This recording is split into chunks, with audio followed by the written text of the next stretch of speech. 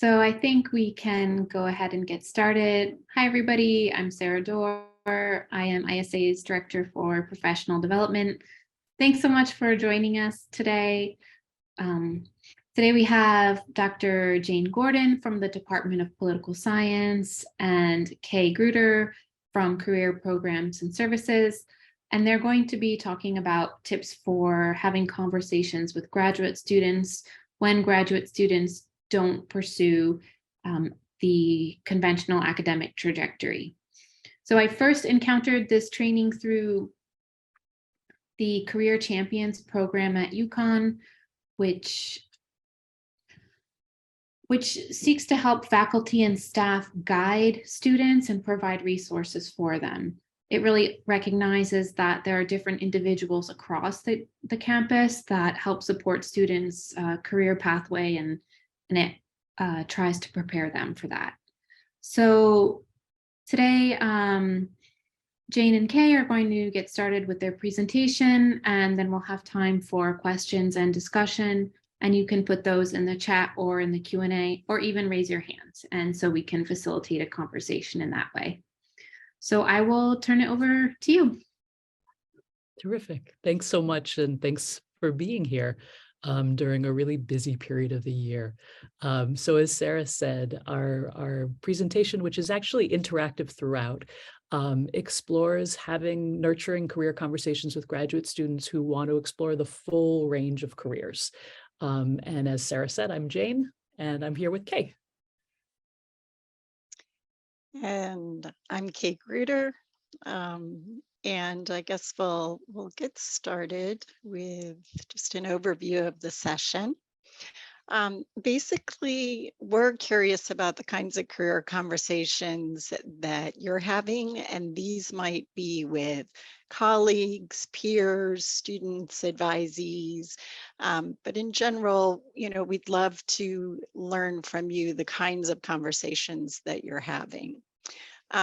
We'll also briefly discuss some of the contributing factors to the emergence of career diversity. We have a case for you to go through. Jane will lead the case. We also have identified some of the habits of what we like to think of as nurturing career conversations. And we have included a section on thinking about ways to explore a range of milestones that a student might achieve in pursuing the doctoral degree. And then we have time for Q&A. So just to kick things off, we'd love to have a sense of how these conversations, how you're experiencing them. So the question that we have is, what types of career conversations have you had with your advisees or with your colleagues? So if you want to raise your hand or post a comment in the chat, we'd love to just get an initial orienting sense of where discussions about careers are taking place and what they're like. And if you raise your hand, I can unmute you. So please feel free to do that. And an answer could definitely be that you're not having career conversations. If that's the case, that would also be helpful to share. Please don't be shy. Okay, Jacqueline. So this is actually a good question. I'm was in the School of Social Work, so I've been mentoring people through the BSW, and we initiated a mentor program through the alumni board. I'm an alumni board member for the School of Social Work. And what has been coming up with some of these informal conversations are pieces around licensure, how do you obtain licensure, the barriers around testing, prospective job, career, what can I do with that initial license versus going on and obtaining the, in Connecticut, I guess they call it the LC, because I'm up in Mass, we have the LI. Yeah. And so Jacqueline, when those conversations happen, are they typically within classes, or are they sort of, do they emerge kind of more organically in office hours with faculty? Like where do they happen and who's having them? I've done mentoring for the School of Social Work since the 90s. Great. We've had a couple of actual formal programs where we did kind of panels. We've had a couple of panel discussions and then done breakout rooms. Great. So that's where, or people have reached out through the mentor program, either because I was matched to them through someone that knew me through the School of Social Work. And then I also am adjunct faculty at some schools in Mass. So I have BSWs going to UConn. Yay. Right. So some of these are former students of mine that are Terrific. now in the MSW program. Excellent. Yeah, because one of the things that we were really trying to get a handle on when we first began doing this work, but also more generally, is that there seems to be a lot of unevenness with how much conversation is going on, what quality of conversation is going on, and also kind of vague perceptions about whether there's whether there are differences between what individual mentors are saying and what the larger school is saying. And so part of our aim with this is to really begin to think more deliberately about kind of shared conversations and a culture of conversation that we can really try to cultivate at UConn. Now, if I have questions, what I've done is I've reached out to Beth Sharkey or Abigail Jackson, because and I've had to reach out and maybe then shepherd somebody along if it was when I didn't feel that I could competently answer the question. Absolutely. Yeah, Absolutely. that's really important too. And another theme that Jane and I think about quite a lot is that like no single person typically needs to have all the answers or should have all the answers or even the capacity to have, kind of all the answers to the kinds of questions that students or advisees ask. So this idea of kind of having a team around you is also really nice to hear. Yeah. Yes, and but I think I have that, but I don't know if there are other alumni are aware of that. So I did tell Abigail that I registered, by the way, for the program, and she did. I communicated with her, and she said, "I think this is great that you're doing this. Keep me posted about your experience, because I'm also doing the letter writing program, or the card program for new graduates." So I'm hoping that my experience then I can translate to other people that are on the board. Absolutely. All right. So I thought I'd share a little bit about the graduate students who come into the Center for Career Development. And I work with graduate students who are seeking a range of opportunities, academia, business, industry, nonprofit, government positions as well. And when I meet with students, I often ask, tell me about your journey to your doctoral program. And that's usually pretty revealing. In that students share a range of answers, that like how they even got to a doctoral program, thought about pursuing a doctoral program. And some of the responses are things like, I didn't know what else to do. So maybe they were at a crossroads in their academic journey earlier.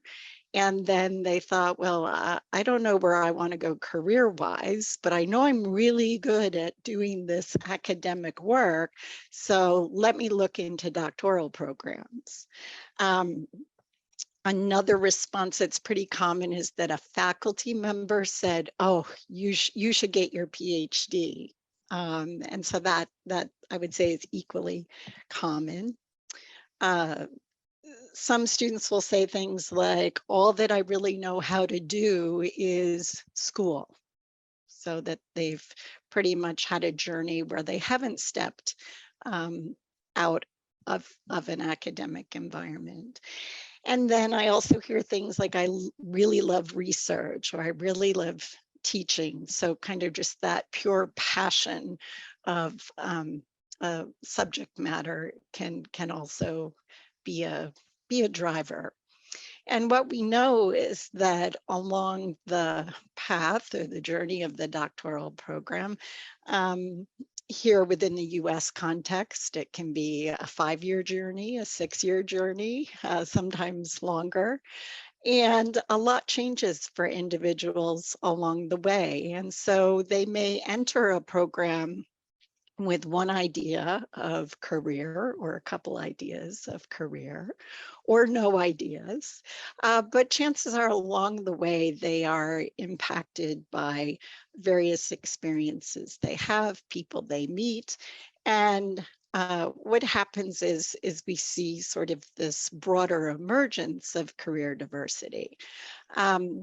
So some of the factors that impact career diversity are sometimes individuals are making decisions about like where they'd like or need to live and work.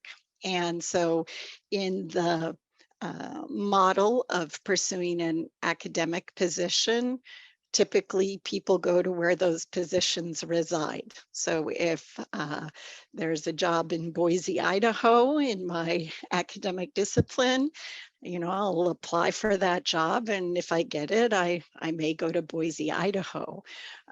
But individuals are really sharing things like, no, I really need to stay in Connecticut because I already have a family and I don't want to uproot my family system, or my partner has a really great job, you know, locally.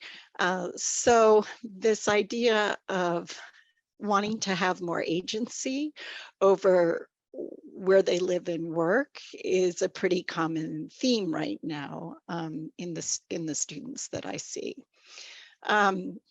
They also want to feel like there's an abundance of opportunities for them. And sometimes in some of the academic disciplines, that's not the case. There are perhaps a few jobs being posted across the country that align well with their academic training, scholarly research. And so they're really seeking this feeling of, you know, I have many opportunities that I could apply to, and not so much hinges on that one job, getting that one job in Boise, Idaho. Students are very vocal also about wanting to maximize their earnings. They've been in you know, doctoral programs for X number of years, and they are looking at things like salaries and salary growth over time. And so sometimes there's a real pull for other kinds of career positions, career sectors where earnings can be maximized.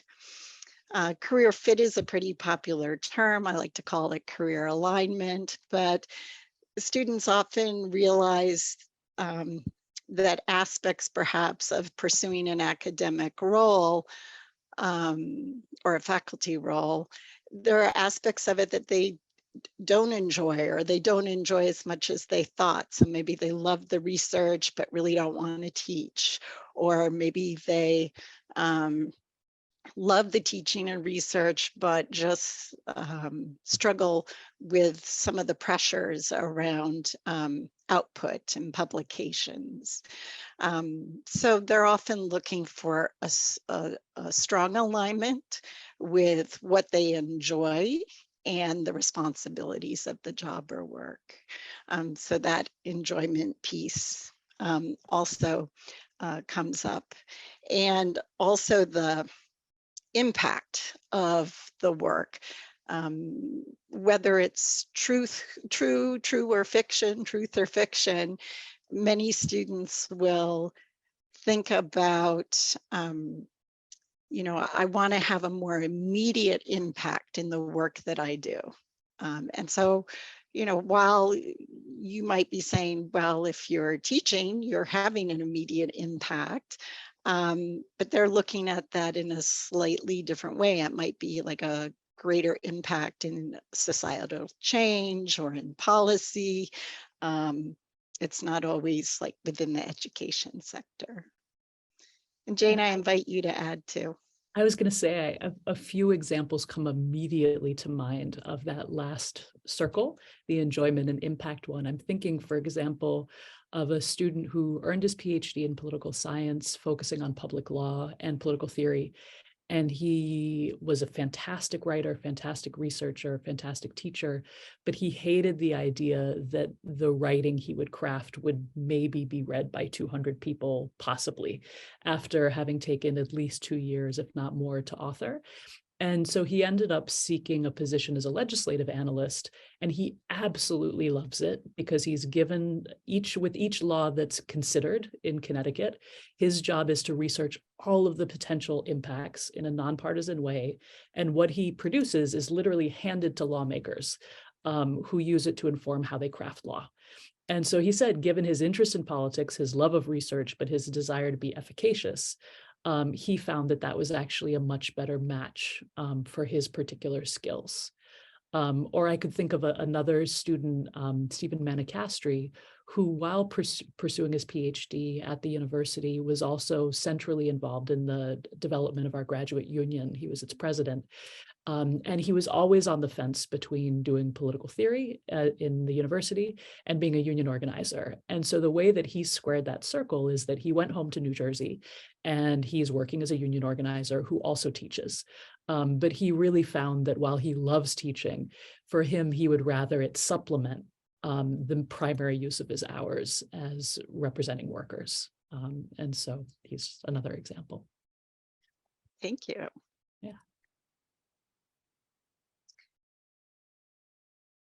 So we figured that it might be very helpful to move from talking more generally to thinking about a very specific instance of where a student, a mentee might come to you, thinking through how to navigate the university space with these kinds of concerns in mind.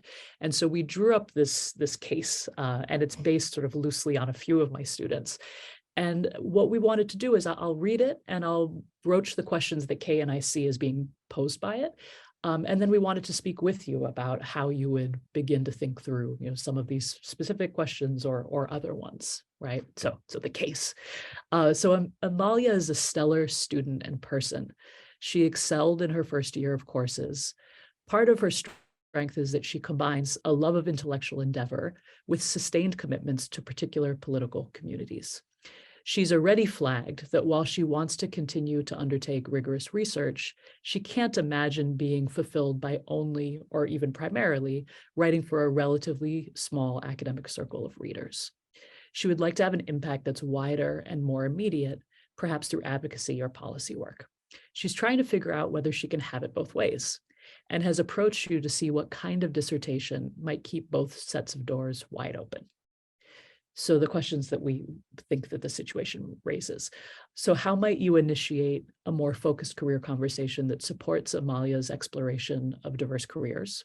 Whose responsibility is it to explore these questions with her? What kinds of innovative exams and dissertations might Amalia choose? And then how can faculty learn proactively from existing exam and dissertation models to better guide students like Amalia? And then lastly, how can we integrate career conversations throughout the degree program?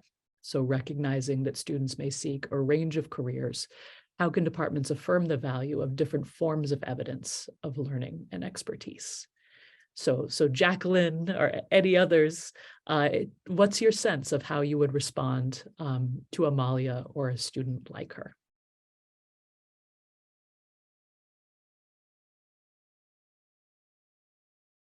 Feel free to raise your hand or put your comment in the chat if that's easier. But my initial thought on reading this case is I think it's really amazing that Amalia already has an idea of what she's interested in so early on in her degree. And I think that can really set the path for a focused conversation with her in terms of the exams and the topic of the dissertation. So in my opinion, she's already off to a really great start. Yeah, no, it's a great response. And I think it's true that there are more and more students who do come in who I think resemble Amalia, whereas I think about 5 to 10 years ago, there was often a sense that if you had other interests, you should pretend that you don't or hide that you do, because it would be taken as a sign of a lack of seriousness, especially, frankly, if you're a female student.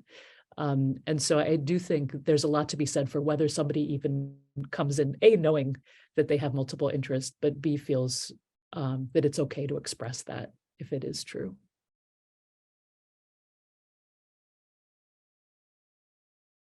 And Kay, do you have more and more students like Amalia or fewer? What's your sense of how Amalias show up at the Center for Career Development? Yeah,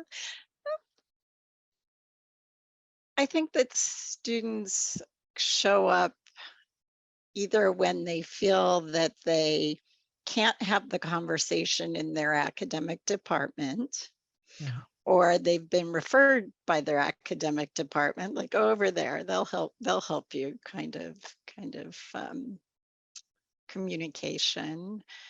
I would say it's more unusual that the individual has some key themes that they're exploring. I feel that a lot of the students that I see initially present with just that sort of overwhelming feeling of, not knowing that there's anything they could do. Yeah. Um, Yeah. but then through, looking at skills, knowledge, training, experience, themes definitely start to emerge for them, but just having sort of the space and place to have that kind of conversation and time to think is really important. Yeah. And I could say, I mean, because I've definitely encountered sort of both kinds of students, just in the sense that I've had people where they know about 2 to 3 years in that this is not right for them. Yeah. And they see why it's not right for them as a sign of their own lack. So it's not that they think that there's something positive that they could be doing instead. They just have a sense that they're not doing this in the way that they would like to. They're not excelling. It's difficult. And so with them, the conversation is often to sort of just broaden it, right? And say, just because you're not good at this might not mean very much, besides that it's a bad match. And you might find this difficult because there are other strengths that really make, say, the narrowness of a focus or the ability to separate out so many other things, I mean, that we're encouraged to do. They may have a hard time doing that, and that may be tied to a very real strength. And whereas I know for a student where the tension is very clear, like the nature of the tension, that they do love this and they're very good at it. And one of the things that we did with students like that was to try to think about subject matter that would be widely respected by members of their field, but that also could be readily useful outside of it. So to go back to the example of the student who became a union organizer, initially he was really interested in studying autonomous labor movements in Italy. He was really struck by how non-hierarchical they were and how broadly they understood the category of worker. And so he just thought that was amazing and people should know about it. And he thought it was really interesting that their models were drawn from Latin America. So there was a kind of form of global circulation of ideas that was different from what a lot of people expect.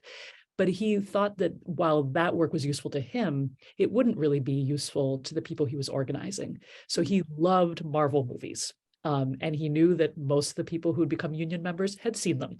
And so he wrote an entirely different dissertation that basically studied the Marvel universe and how you would use it to do popular education related to unions. And so he analyzed it on multiple scores in terms of their class politics and their race politics and their positions on colonialism and where they were emancipatory and where they weren't. But he did it in such a systematic way that it was very easy for him to be taken very seriously by publishers. But it was also work that he saw as immediately usable for his union work and his organizing work. And so that was an example of, a way of navigating, because he had been here for a while, that could really keep both doors open. Yeah, I would say too that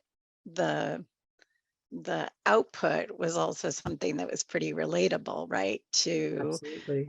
future employers in a number of different career sectors.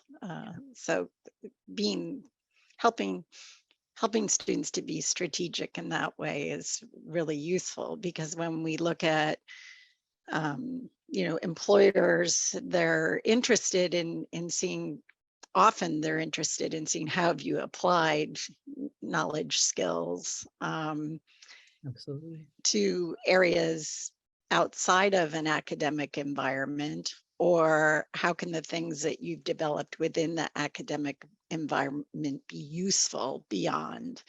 And so that output for him was just strategically really, really great and relatable, right? Yeah.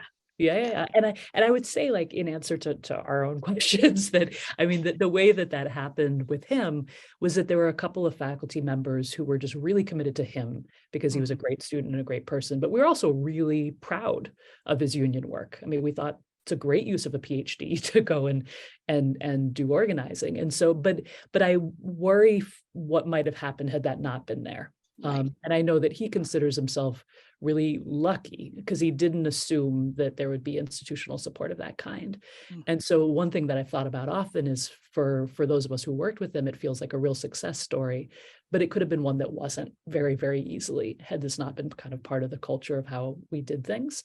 And the other thing is that I think if I knew what I knew now then, I would have really strongly encouraged him to have a digital component of the dissertation as part of the dissertation writing, just because so much of it was about using Marvel to have certain kinds of interactive conversations that could have been really beautifully done online. And he can still do it, but I think it would have been a very good use of his time to have that be part of what he actually was granted the doctorate for. Yeah. I have a question, actually. I'm wondering, what have you learned from students that have not had such a success story?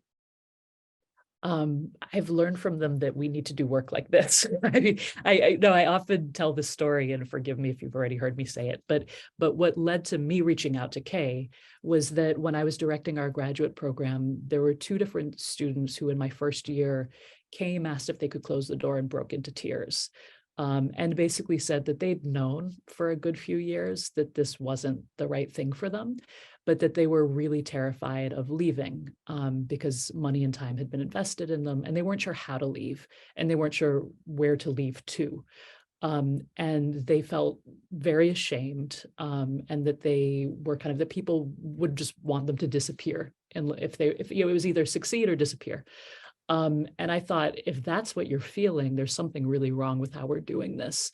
But at the same time, I knew how to prepare for two careers, to be a high school teacher and to be a professor, because those were the two that I had actually undergone myself. And so on the one hand, I thought, okay, I can set up space to nurture these conversations, but I really need somebody else's expertise to do it. And Kay was that wonderful resource. And so we created a course together that talks about how to explore your strengths and what actually is a good fit for them. And we require that students do it much earlier on so that they have a language for saying whether this is a fit or not. And are also put in contact with a range of alums who are working in a whole variety of fields that many find far more compelling than becoming a professor. And so we've really sort of integrated it into our program so that even if your advisor is not sympathetic or not very knowledgeable, part of your required track is to have some of these conversations. And it's interesting because some faculty really push back. They think it's a waste of 3 credits. But what the students always say by the end is how appreciative they are that this has been such a useful class, and that they rarely get to have conversations about how to make a life, how to earn a living doing things that are actually meaningful to them. And so it raises more questions, I think, than it answers. But I think they're really grateful that there's a space to do that it's not up to them as individuals to seek it out. And it really creates a culture of hope and opportunity. There's a real shift there, I think, that occurs for the students, but also within the department. One thing that I used to really hate was when we would talk about things like placement or achievements, they were only people who'd gone into the university. And we have students who are doing such wonderful things. And this has become a way to invite them back as experts, but also to really profile what they're doing. And we've been fortunate in that the graduate school is very supportive. They don't think it's a wasted PhD if you're not a tenure track professor. I mean, they just think that that's an unviable position, but also a wrong one. And so that, I think, has also made a big difference, that if we were sort of at war with the grad school about that, it would be very different. But we're really fortunate that that's not true. Yeah. And we're also collecting what we call advanced degree outcomes data to support and really feature the many careers that individuals are going into. And there's some questions in the survey that also talk about, ask students to think about what their career goal, if they had one, was when they embarked on their program, and how that has perhaps changed throughout the duration of their program. So we're trying to work on this in a number of different ways within the culture of the institution, because we are also trying to impact that. It's not kind of a one-off initiative as much as it is trying to permeate in different ways, different areas of the institution. Yeah. And I would just say too, Kay, I mean, one thing that I really appreciate about the way that the center has done it is that there's so much pressure on young people to do whatever is going to translate into employment, whether they like it or not. Mm-hmm. And so there's a lot of counseling people not to explore what interests them, but what seems safe. And the way that the center talks about careers is so different. It's much broader. It's much more about figuring out what actually interests you and how you could make a life doing it. And so it's I think, a very important counter to what often is a very anti-intellectual, anti-educational, frankly, way of talking about job and job security. Yeah. All right. Should we go on to our? Yeah. Okay. So part of what we've spent time thinking about is, what if we begin with the end goals for the student? And those are the end goals that they're able to express at any point in time, really. But instead of thinking about driving toward the end, let's look at what they might envision as the end goals and work towards those and see what emerges. And so this is really a shift in the way that we think about this with the students. And there are definitely kinds of conversations that we can be having with students that fall into the category of what we call nurturing career conversations. So these are conversations that aren't disparaging a certain career focus, or it's not conversations that would be bullying an individual into a specific career track. And so we offer some suggestions here, conversations where departments can, either showcase or say that they're proud of alumni in their programs, and feature, and this is what Jane was saying, feature the many careers that individuals have. And this can be taken down into a one-on-one conversation with somebody as well. A lot of times the language becomes like, what career do you want to pursue? And that's very singular. And what we're finding is that individuals have options and opportunities. And so it's really about plural career tracks or career sectors. And we have there highlight career diversity on your unit's website. I work with our College of Liberal Arts and Sciences, and work with some of the graduate program departments on featuring career on their website. So that's a relatively new initiative, but one that speaks to highlighting career diversity. And then an advisor, a mentor could say it's really important to be supportive of my students' career goals. Where would you like to be working after completing your degree? Or, you know, what are some of your thoughts about what you'd like to do after your degree? And then inviting this, that you're there to help, and you might help by referring. You know, you don't always have to help by having the full body of knowledge. And it's great when you can make this a habit to commit to these kinds of conversations periodically, especially realizing that students are getting so much input, both like from peers and larger society, and maybe through professional involvements. So really creating a rhythm for this kind of conversation throughout the year, not just at the end or midway, but a couple of times throughout the year. And I know Jane has done that.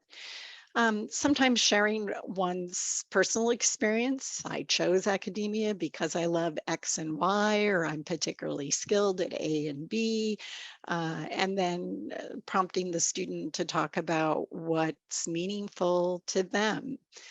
There's a lot of emphasis on kind of what makes you happy, right? What do you want to do that makes you happy? But there's also been a lot of research about what do you want to do that gives you a sense of purpose? Because happiness can come and go, but purpose can be sort of a steady driver in one's career. So Jane shared the example of creating the class dedicated to career and professional development. And then maybe think about creating career preparation milestones that go alongside of the academic degree milestones. And sometimes those milestones might be the same or similar, but then there might be some that are unique to the different career sectors that an individual is interested in. And then another conversation is to refer to resources. So in our example here, the individual would be referring to the Center for Career Development, having the Center for Career Development website visible somewhere within the department's website. And we have an example in our slides here of how a department at the university is doing this. Other thoughts, Jane, about the habits? Sure. So I was thinking a couple of things. One is in terms of your very first point about language, that the first point which you'd emphasized was about careers being plural. But the other thing that I'm thinking about is many faculty will fail to realize that there's so many ways to live in the university. And so, for instance, they'll say university or non-university, when what they really mean is tenure track professor or non-tenure track professor, because a lot of students love the university as a space. They don't want to leave it, but they don't necessarily want to be a professor. It's just the only way of being in the university they've been introduced to. So this is just be an example of language. There are so many people who live and work in the university besides faculty. We are very, and even there are different kinds of faculty. And so that's just an example of sort of attention to language. And then the other sort of attention to language was part of why we were talking about habits of nurturing ongoing conversations, goes back to Sarah's question, that if this is part of a university-wide culture, then there's a much larger safety net. So it's not hit or miss whether this happens. If this is just sort of integrated into how departments conceive of themselves, how they structure requirements, that it's a cultural change that we're seeking to achieve, because that is what will make sure that every student has these kinds of experiences, rather than it being like luck of the draw in terms of who their particular advisor happens to be. Yep.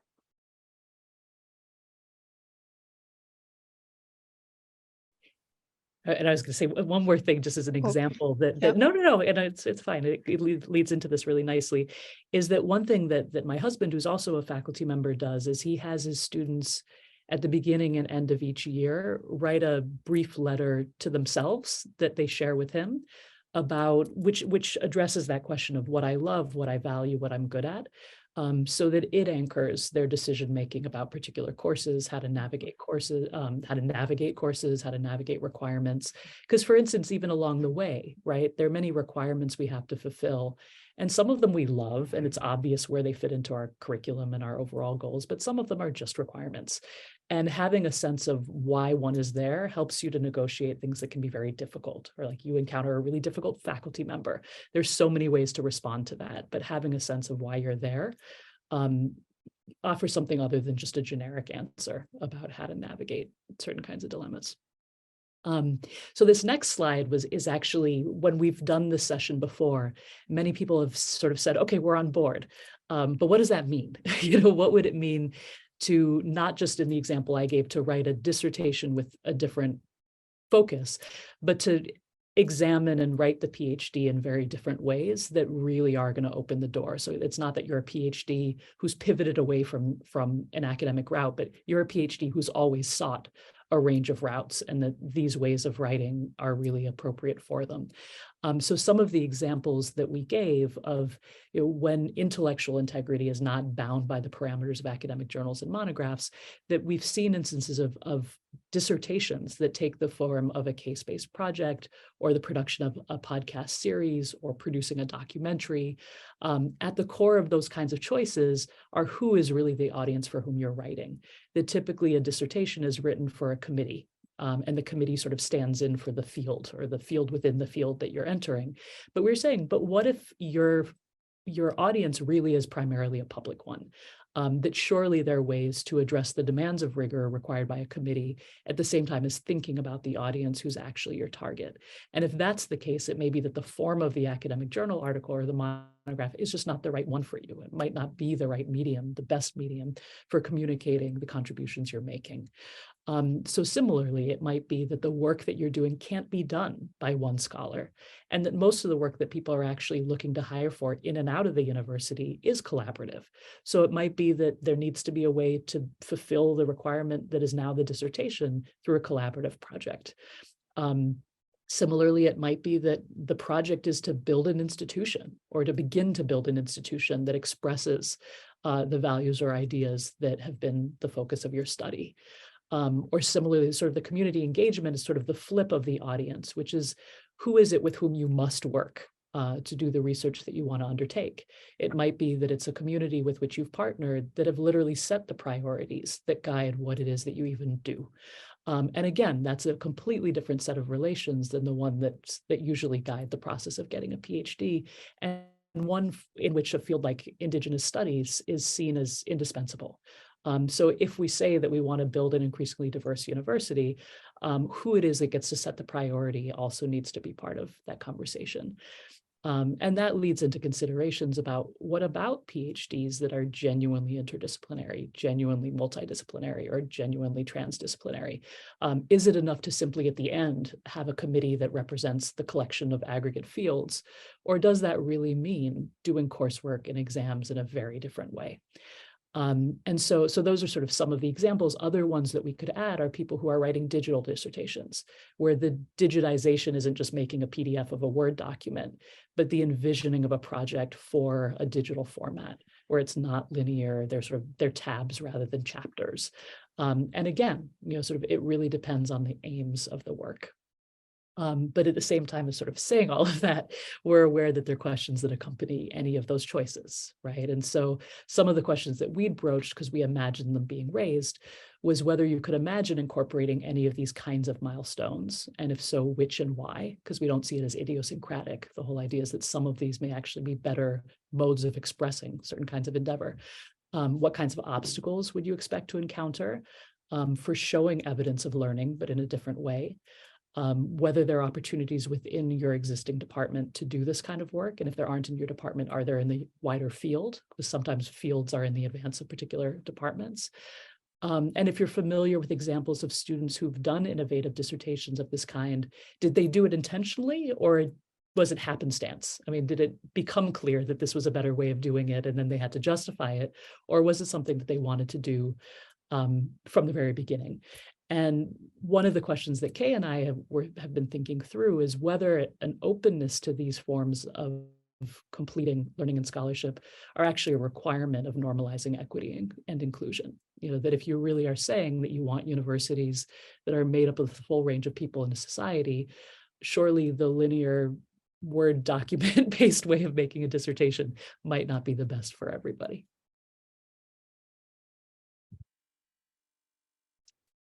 Does anyone have any comments that they want to share on this? Just checking the time quickly. And I could just add that we have a colleague in LCL, Language, Cultures, and Literatures, who's overseen, mentored a few different digital dissertations, and they're really brilliant. If people are interested, I'm happy to share links to them. But they're examples, they're called Born Digital dissertations, but they really do explore just a very different way of communicating expert knowledge and magnifying the exploration of different themes. So if you continue to be interested in this topic, there are actually quite a few examples. You could use some search terms like next gen or innovative dissertations, sometimes alternative dissertations works as a search term. And these are, this is just really a sample of what you might find. I will say that other institutions and fields of study have been doing this work for more than a decade, some as much as 2 decades. So what might feel new and novel to us has been going on in many places and spaces for a longer period of time, which means that there's a lot of good data out there. There's a lot of good sort of inspirational content to be thinking about different modes of dissertations and output. And we've included some links here for further information. And then within the US context, there are really 2 organizations that have been leading some of the conversations about career pathways, career transparency, career diversity. Those are some of the common phrases that are associated with this work. And those 2 are the Council of Graduate Schools and the Association of American Universities. And then definitely within some of the professional associations, like I'm thinking of the American Historical Association has done quite a bit, and on their society's website, they have an entire section dedicated to career and career diversity. So we encourage you to use some of the search terms and see what you can uncover as well to kind of support your curiosity and further conversations with colleagues at your institutions.